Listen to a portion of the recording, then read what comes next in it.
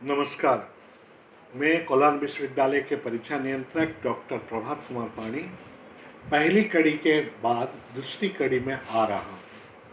पहली कड़ी को पहले ध्यान से आप लोग सुन लिए होंगे और उसके आधार पर क्या नियम है ये मालूम हो गई होगी। अब इस दूसरी कड़ी में जो प्रवेश होगा वो जो रिसेंटली कोलार विश्वविद्यालय के द्वारा निर्णय जो लिए गए हैं उसके आलोक में है। मैं आपको ये स्पष्ट करना चाहता हूँ इसलिए ताकि यहाँ पर सारे छात्र, टीचर, शिक्षक, प्राचार्य और अभिभावक सबको इसे गौर से सुने और उनके आधार इसके आधार पर उन्हें नियम को आगे बढ़ना है। क्या नियम बनाई गई है इस संदर्भ में पहले बता रहा हूँ यूजी सीबीसीएस सेमेस्टर एग्जामिनेशन के बारे में।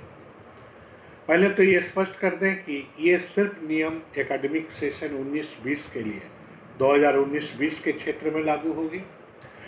यूजी सेमेस्टर 1 जो सेशन 19-22 है उन लोग का पहला सेमेस्टर का कुछ पेपर बचे हुए हैं, परीक्षाएं नहीं हो पाई है लॉकडाउन के चलते।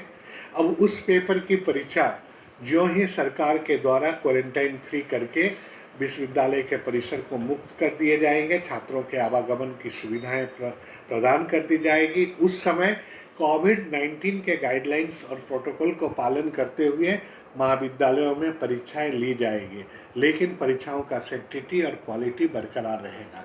इसमें किसी तरह का कोई कोताही नहीं होगी। सिर्फ ये ध्यान देना है ये परीक्षा 2 घंटा का होगा और गाइडलाइन के पॉइंट नंबर 3 में जिस तरह का क्वेश्चन आंसर देना है उसके बारे में वर्णन की गई है, उसी के अनुरूप ही सवाल के जवाब देने होंगे। अब यूजी सेमेस्टर 5 सीबीसीएस सिस्टम का एग्जाम जिसका फॉर्म फिलअप बच्चे कर चुके हैं लेकिन परीक्षाएं नहीं हो पाई लॉकडाउन के चलते, तो उनके 5th सेमेस्टर में इंटरनल और प्रैक्टिकल छात्रों को देना होगा। अगर नियम के अनुरूप जो नियम पहले बतला चुके हैं उसी नियम के अनुरूप ही देनी होगी और उनको 6th में प्रमोट कर दिया जाएगा। 6th में प्रमोट करने के लिए जो प्राप्तांक होंगे, प्राप्तांकों का आधार वही होगा जो गाइडलाइन के पॉइंट नंबर 11 में वर्णित है, उसके आधार पर प्राप्तांक देख करके उनको पास कर दिए जाएंगे और या प्रमोट होंगे। अगर कुछ छूट जाएगा, कुछ इंटरनल नहीं देंगे, प्रैक्टिकल नहीं देंगे तो प्रमोट हो जाएंगे, जिसे बाद में उनको क्लियर करना जरूरी है। और 5th से 6th में जाएंगे, लेकिन 6th सेमेस्टर की परीक्षा में प्रोजेक्ट के गाइडलाइन के तहत होगा।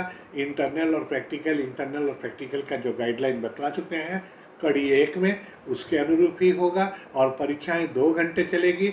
उसके जो क्वेश्चन की संख्या 3 नंबर पॉइंट में बतलाया गया है उसी के अनुरूप ही होंगे और उसके आधार पर फाइनल रिजल्ट डिक्लेयर होगा।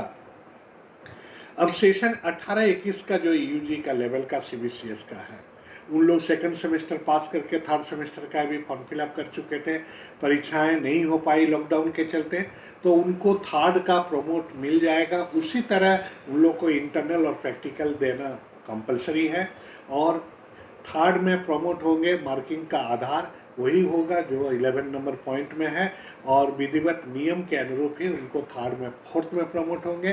फिर 4th में भी विधिवत उसी नियम के अनुरूप प्रमोट किया जाएगा, लेकिन हर एक सेमेस्टर में इंटरनल और प्रैक्टिकल उनको देना जरूरी है, नहीं देंगे तो वो प्रमोट रहेंगे।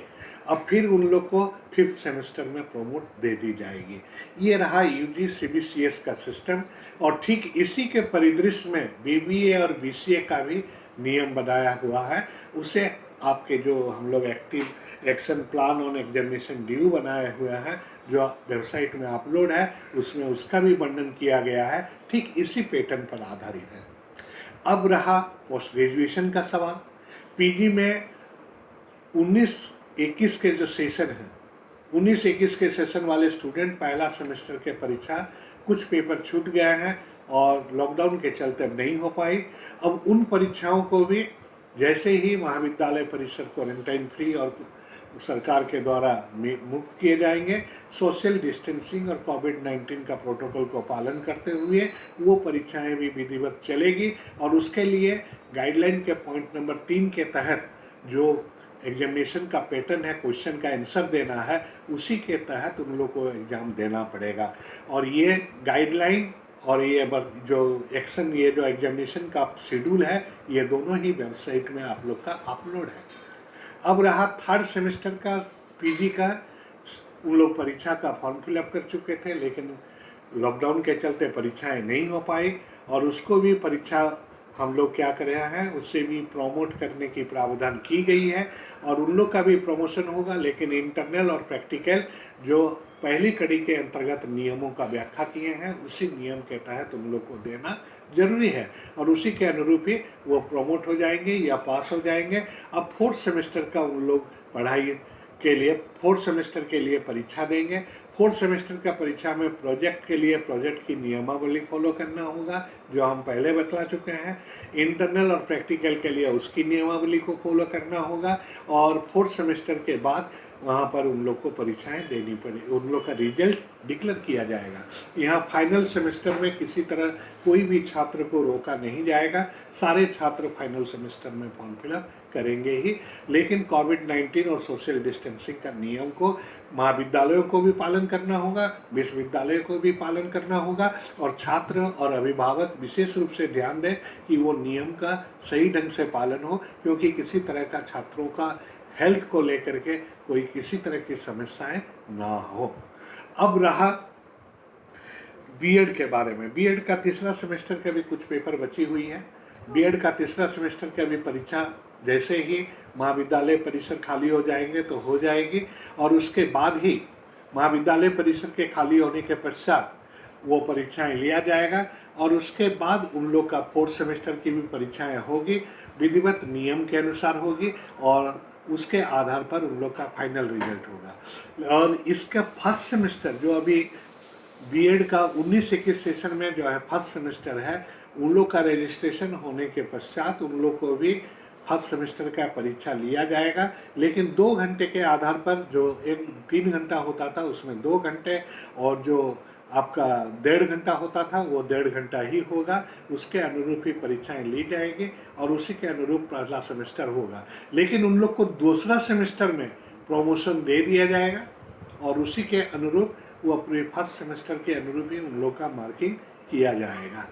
अब रहा इसके बाद बीएड के बाद एमएड का थर्ड सेमेस्टर में जो स्टूडेंट पहुंच चुके हैं, सेकंड सेमेस्टर का रिजल्ट निकल चुका है, वो थर्ड सेमेस्टर का स्टूडेंट को वो ऑलरेडी प्रमोट कर दिया जाएगा। लेकिन इंटरनल जो है, या उन लोग का जो प्रोजेक्ट वर्क है, field work school field work नहीं जाना है, उन लोग को उसका प्रोजेक्ट के तौर पर उसको जितने भी है अंदरूनी तरीके से वहाँ पर सर्वे का बेस्ड नहीं करके, रिव्यू बेस्ड करके उन लोग उसको पूरा करेंगे, और उसी के अनुरूप ही उन लोग का रिजल्ट डिक्लेयर होगा, और वो डायरेक्ट फोर्थ सेमेस्टर की परीक्षाएं देंगे। बीएड के बाद आ गया हम लोग का एलएलबी और एमबीए। इसके बारे में भी गाइडलाइन, दिशा निर्देश इस प्लान में दिया हुआ है, अपने वेबसाइट के जरिए वो भी अपना देख लें। जहाँ प्रमोशन का मामला आ रहा है, वहाँ पर प्रमोशन पिछले सेमेस्टर के आधार पर ही मिलेंगे, और पिछले सेमेस्टर के अनुरूप ही 11 नंबर का जो गाइडलाइन है, पॉइंट नंबर है, उसी के अनुरूप ही मिलेगा, जो हम पहली कड़ी में बतला चुके हैं। एमबीए में भी वैसे ही वर्णन किया गया है, एमबीए में भी उसका गाइडलाइन में दिया गया है, उसी के अनुरूप होगा। और बीडीएस एमडीएस के मामले में स्ट्रिक्टली फॉलोड होगा एडवाइजरी, जो बीडीएस एमडीएस के लिए अभी रिसेंटली जो आया हुआ है एडवाइजरी, ये एडवाइजरी नंबर 344 था डीसीआई का, 2 जून 2020। इसके आलोक में बीडीएस का भी और एमडीएस का भी परीक्षाएं और उसका प्रैक्टिकल को ध्यान दिया जाएगा, उसी के अनुरूप ही होगा। MBBS, MD, MS, PG diploma, ये भी मेडिकल काउंसिल के एडवाइजरी के अनुरूप ही होगा। नर्सिंग के एग्जामिनेशन जो है, वो नर्सिंग के जो एडवाइजरी होंगे, वो एक नर्सिंग का जो एडवाइजरी 14 मई 2020 को जारी किया गया था, उसी के अनुरूप होगा। लेकिन ध्यान रहे, बीडीएस, एमडीएस, नर्सिंग और MBBS, MD, MS, PG diploma, ये हर हाल में 3 घंटे की परीक्षा होगी, ये 2 घंटे की परीक्षा कभी भी नहीं होगी। बस इसी को ध्यान में रखते हुए आप लोगों को ये ध्यान देनी है, विशेषकर सारे छात्र और सारे अभिभावक, शिक्षक और जितने भी वहाँ पर प्राचार्य हैं सारे इस चीज़ को गौर से ध्यान दें और इसी को ध्यान में रखते हुए अपने छात्रों को भी समझने के लिए कोई प्रश्न करते हैं तो उसका जवाब दें और उसी के अनुरूप ही विश्वविद्यालय आगे बढ़ती जाएगी और इसी के अनुरूप हम लोग आगे बढ़ेंगे। ये सबों के लिए विशेष रूप से हम क्लैरिफिकेशन के तौर पर सूचनाएं दे रहे हैं और इन सूचनाओं को ध्यान करें, इस सूचनाओं को ध्यान से सुनें और इसके लागू करने के लिए अपने निरंतर प्रयास करें। धन्यवाद।